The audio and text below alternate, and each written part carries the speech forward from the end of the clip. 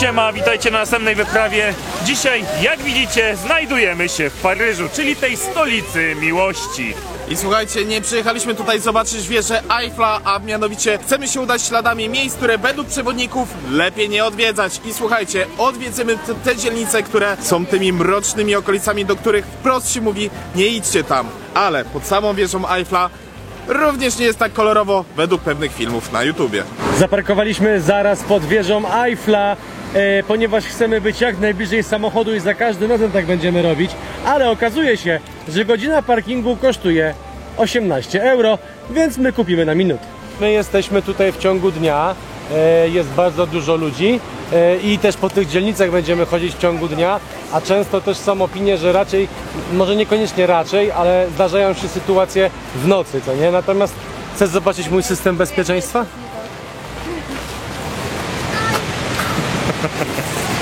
Klasyk.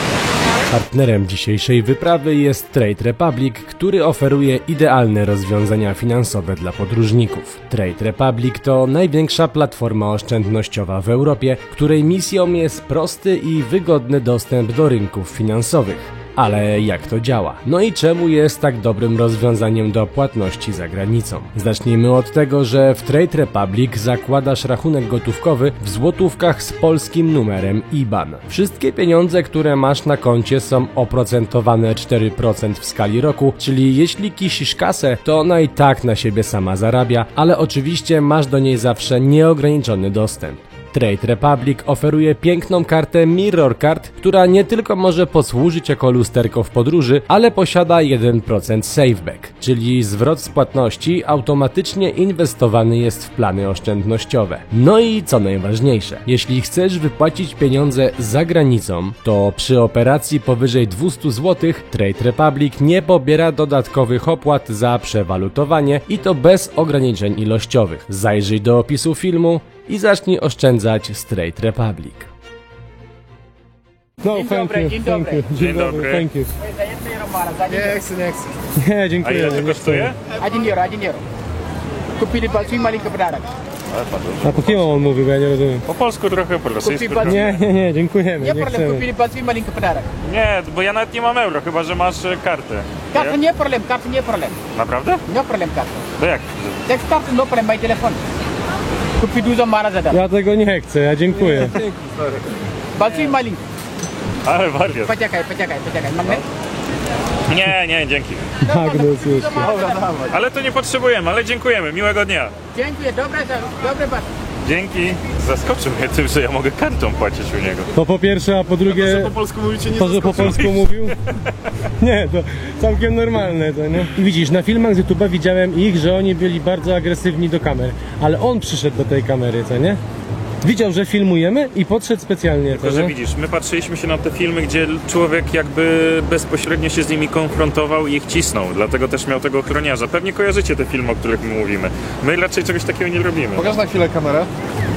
Zatem, jak ktoś nie widział, to zademonstruję wam, jak te filmy są nagrywane. Czemu pan tutaj jest? Czy jest pan tu legalnie? Ale nie, no dobra, też nie popadajmy w skrajności, co nie? Chodźcie się przejść, bo mało czasu na parkingu mamy. Chłopaki poszli się zapytać ziomka, czy nam pokaże swój system chowania gadżetów, że tak powiem. Widzicie, tam ma taki rozłożony kocyk, a to chodzi o to, że w momencie, kiedy przychodzi policja czy coś, to on to po prostu wszystko chowa w torbę i dzida, co nie? A oni coś rozkminiają, żeby im zademonstrował sztukę ucieczki. Pod wieżą Eiffla mnóstwo ludzi przychodzi sobie tutaj robić zdjęcia. Jak na razie w sumie spoko, tylko cały czas słychać tylko czeszczenie tych małych bryloczków, co nie? To wszędzie je sprzedają. I wiesz co jeszcze? To jest to, że naprawdę tutaj różnica kulturowa, że tu cały świat zjeżdża, żeby zrobić sobie zdjęcie, jest przeogromna. Tutaj znaleźć Francuza, sądzę, że jest ciężko. Takie windy, które tam wjeżdżają. Widziałeś, co zrobił? Powiedział nie kręć i pokazał Łukaszowi środkowy palec. Ale nie wiem, czy zdążyłem to nagrać. To są właśnie te sytuacje, że mimo to, że Konrad na przykład mówił bezpośrednio do mojej kamery, a koleś tam coś robił w tle, to od razu wiecie, no jakby no video i pokazał środkowy palec. A co jest z tym wszystkim jakby, to co mnie irytuje, to, że na przykład jest tutaj mnóstwo ludzi i jak nagrywasz gdziekolwiek, możesz nagrywać w takich miejscach. Trzeba pamiętać też o pewnych zasadach, wiadomo, ale on był za nami, nie wiem, 20 metrów, co nie? A i tak zaczął się drzeć. Szyby w samochodzie są wszystkie. Czyli pierwsze miejsce, ale chyba najmniej przypałowe udało nam się. Teraz jedziemy na Grande du Nord. Mamy taką mapę, którą sobie przygotowaliśmy, aby wiedzieć, jak się poruszać. Objechaliśmy wieżę Eiffla z drugiej strony i zauważyliśmy, że na ciągu ulic stała ekipa handlująca pamiątkami. No nie tego raczej pozwolenia na ten handel nie mają i zauważyliśmy, że co parę metrów stali też czujkowi tak zwany. Nawet tutaj za moim barkiem, nie wiem czy to widać, stoi facet, który stoi na ulicy i obserwuje, czy jedzie na przykład radiowóz czy coś, tak żeby w razie czego mogli te koce zwinąć. Po Paryżu no nie da się normalnie poruszać samochodem, więc się dzielimy, aby pokazać wam jak najwięcej. Chcemy pokazać tą 18 i 19 dzielnicę. Kuba teraz jedzie pod miejsce, gdzie doszło do jednego z najbardziej zuchwałych zamachów i opowie wam całą tą historię. My za to idziemy pod Wielki Dworzec, gdzie bardzo często dochodzi właśnie do niebezpiecznych sytuacji. Braliśmy punkty, które były określane jako niebezpieczne dla turystów, żeby tam się nie poruszać. No dobra, to zobaczymy jak jest na dworcu za chwilę. No i dobra, jesteśmy na dworcu, który uchodzi podobno za najniebezpieczniejszy w Paryżu. Na razie nie mam żadnych, wiecie, informacji, niczego takiego. No jest tłum ludzi i tyle, nic więcej. Ale może, wiesz, to jest główna hala i dlatego nic tu nie ma. Tak, w ogóle tam też jakiś ochroniarz przechodził się patrzy, dlatego też, że nam po raz nie zabronili kręcić, to trzeba po prostu wyjść i pójść tamtędy i pójść poszukać przy dworcu, może będą jacyś bezdomni. Dalej nie czuję tu jakiegoś zagrożenia strasznego. Też w ogóle nie czuję zagrożenia. Idąc tam, dojdziemy do tej... Następnego Barbès. punktu z naszej mapy, tak? Tak, a Barbès jest niebezpieczna, ponieważ rejon znany z nielegalnego handlu papierosami, telefonami i podróbkami. Wysoki poziom drobnej przestępczości, zwłaszcza po zmroku. Często przybywają tam grupy młodych mężczyzn zaczepiających przechodniów. O, patrzcie ile policji stoi. O, Polak w ogóle ma to. Miał polską naszywkę na klacie, policjant. Jak przyczajeni w ogóle ci policjanci tutaj są. Otworzę wam okno, posłuchajcie co się dzieje. To jest protest, żeby uwolnić Palestynę. I po prostu jest wszystkie te ulice wokół tego Charlie Hebdo są pozamykane. Policja stoi tak bokami przykitrana. Czyli jakby pilnują tego całego tematu. Ja nagrywam telefonem, bo to więcej widać. Widzicie, to są wszystko flagi Palestyny. Tu jeszcze macie napisane Gaza, Kanki, Aussi, to nie wiem co to znaczy. Ale no jest masakra, po prostu się nie da się nigdzie przejechać. I pomysł jest taki, że po prostu ja gdzieś się tu może zatrzymam, gdzieś znajdę miejsce jak się uda i pojadę i nagram to Charlie Hebdo i jadę po prostu dalej do Saint-Denis, bo to po prostu jest niewykonalne, jest godzina 16, co nie? A ja przejechałem 100 metrów w ciągu, nie wiem, 5 minut. Co ja gadam? Przejechałem 5 metrów w ciągu 100 minut. To źle powiedziałem. Na końcu ulicy znajduje się właśnie ta dzielnica, tam jest most, przynajmniej Znaczy, kolejowy. dzielnica to już nie wiem, czy nie jest przypadkiem ta 18. Sektor, kwartał, wiesz. No to miejsce, w którym się mówi, że jest dość niebezpiecznie ze względu na kieszonkowców, ze względu na handlarzy, nie tylko takimi rzeczami jak kapcie i tak dalej, ale innych różnych używek. Pójdziemy, zobaczymy. Spójrzcie, wygląda to tak, główna ulica, bezdomni śpią w ogóle na kanapach. Czyli przewodnik akurat się nie mylił i to dopiero zaczynamy wchodzić w 18 dzielnicę, a im bardziej na północ to ma być niebezpieczniej. Znaczy, niebezpiecznie, na razie to głównie o handel chodzi, wiadomo czym.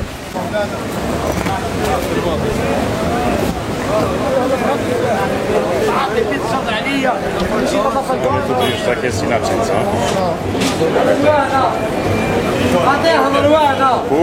Tutaj to już jest takie, wiesz...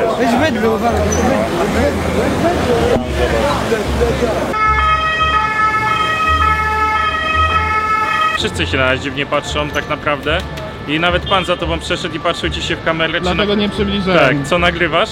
A chodzi tutaj o to, że on pewnie jest takim czujkowym Dlatego i nie sprawdza... przybliżałem, czekałem aż przejdzie. I sprawdza, czy wszystko jest w porządku, bo nas strasznie A mogę obczajają. przybliżyć, czy nie? No już tak, teraz tak. Teraz będzie zaraz zawracał. Będę ci mówił kiedy. No i ogólnie tak to wygląda, że... No już możesz teraz oddalić. Że oni siebie wszyscy pilnują tutaj. Więc... Możesz gadać dalej, bo jeszcze nie zdążyłem przybliżyć, nie? A, no to w sumie tyle na razie. I nie mam jak, bo stoi za mną, tak? Tak. Chodzi ciągle za tobą. Słuchajcie, no i tak to już teraz wygląda, że ten pan, który obczajał nam z tyłu kamerę, już dzwoni przez telefon gdzieś. My jesteśmy no już na 18 dzielnicy. W takim razie chyba się wbijamy w metro i jedziemy gdzieś dalej. No bo... Albo pochodźmy tą 18 dzielnicą jeszcze wprost. Wiesz, odpal może kamerę tutaj, No, graj to z brzucha i się przejdziemy.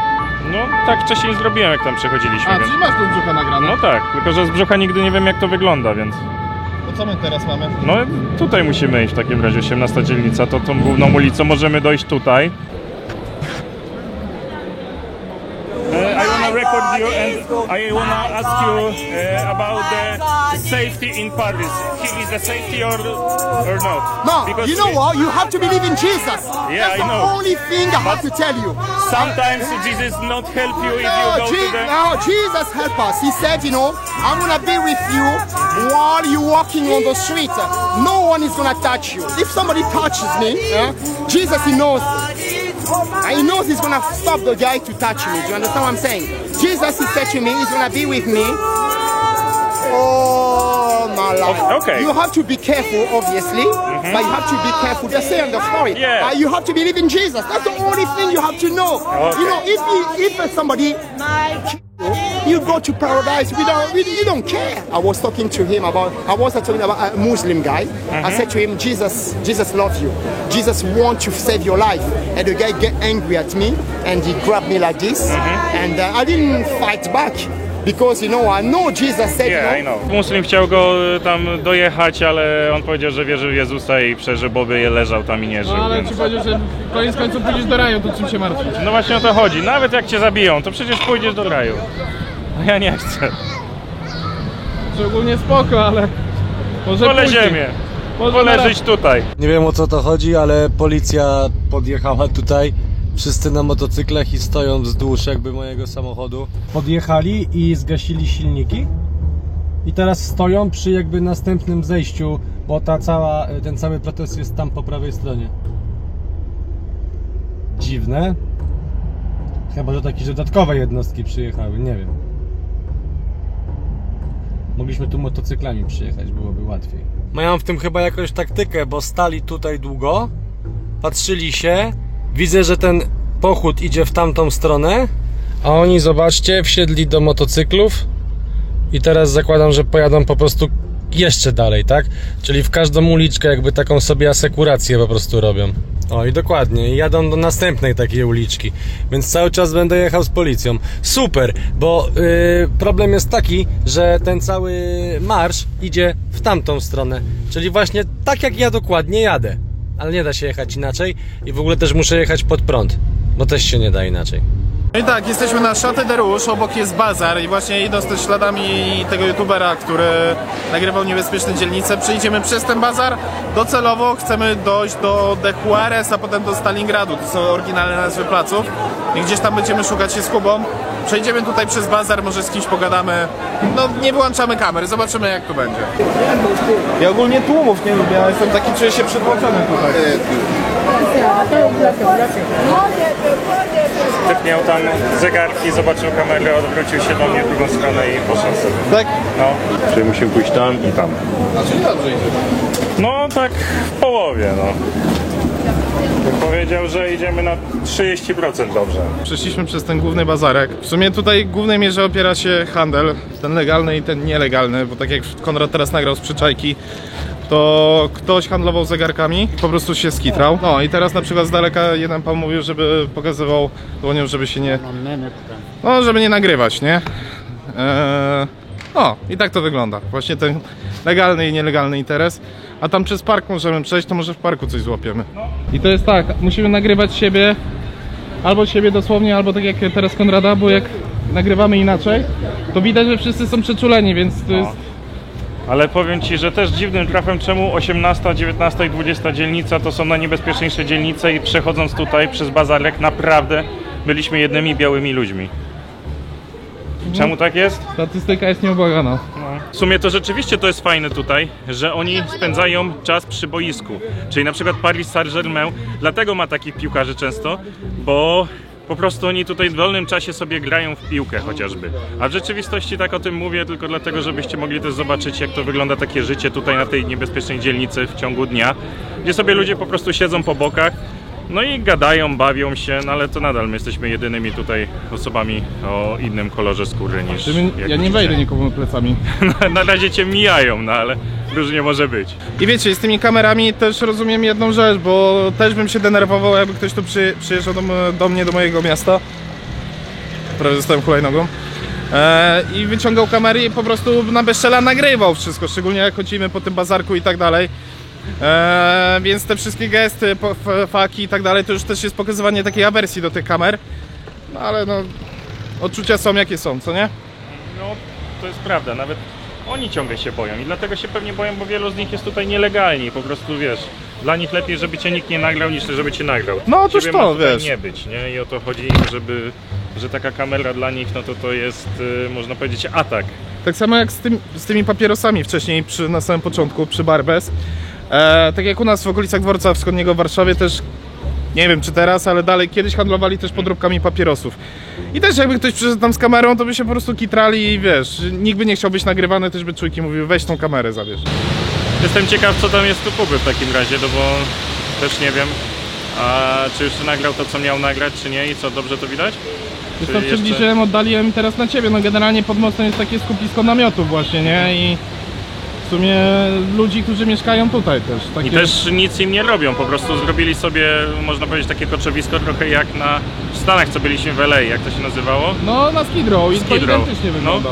To jest to samo, tylko że tutaj pod mostem mają namioty, żyją tam, mieszkają, więc dziwna bania, co? Abstrakcja jakaś, no.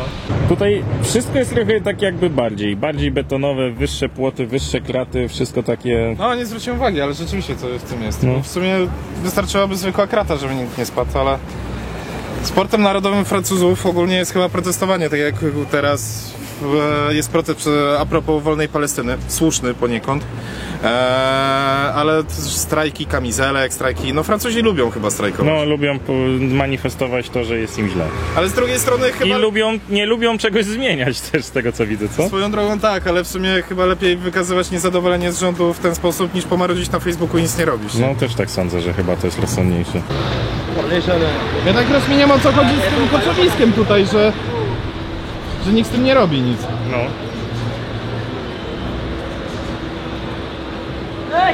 Dwie rzeczy, nagrywałem Konrada, mówię o koczowisku, to od razu ktoś krzyknął, żeby wyłączyć kamerę. No. I metro Stalingrad, a plac Stalingrad to dwie różne rzeczy, chociaż blisko siebie.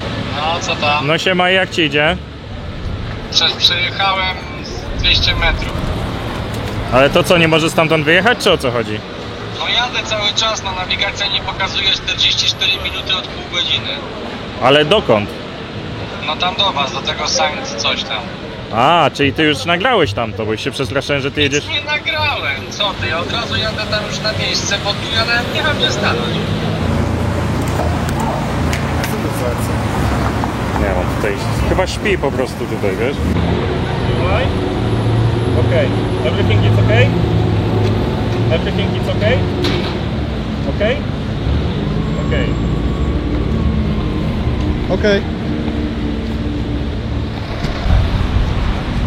No, pijany. Albo naćpany, ale... Grube to było. No za grube powinien. Wszyscy go mijają, mają to gdzieś. Taka straszna znieczulica. Powiem wam szczerze, że ja naprawdę, no nie jestem jakoś taki emocjonalny, ale chociaż sprawdzić, czy on żyje. Podnieść kolc, zapytać. Pokazał mi ledwo co, ale widziałem oznaki życia. Niech se leży dalej, nie? Ale to jest straszne, że ludzie chyba już po spowszedniało prostu tutaj. mijali człowieka leżącego na środku drogi. To chyba spowszedniało już tutaj, nie? No. Ja mam wrażenie w ogóle, te dzielnice nie są przypadkowo podane, bo wszyscy dbają o te turystyczne okolice, a tu jest taki dziki zachód już trochę, nie? Masz rację. To jest tu... Szczerze tylko, czy ja naprawdę nie mam pecha? Czy ja muszę stać w korku, a później jechać za śmieciarką? Ale ma napisane patience, więc jestem patience. To jest dobre pytanie, co w takiej sytuacji na przykład. Bo raczej niewiele. Ale dojechałem, czekam na chłopaków i nie wiem, jaki plan jest dalej. Mam nadzieję, że nigdzie już samochodem. Dobra, Kuba dojechał, wysłał nam lokalizację, że jest gdzieś tam mniej więcej 100 metrów stąd. Więc trzeba się rozglądać, czy tam już nie stoi nasz znajomy samochód. No i chyba zaczyna padać w ogóle. No tam jest burza normalnie. No. Więc ja, Dobra, to idziemy do Kuby. No więc ja nie wiem, czy nam się nie skończy na placu w Stalingradzie, nie będziemy zabijać, bo burza idzie.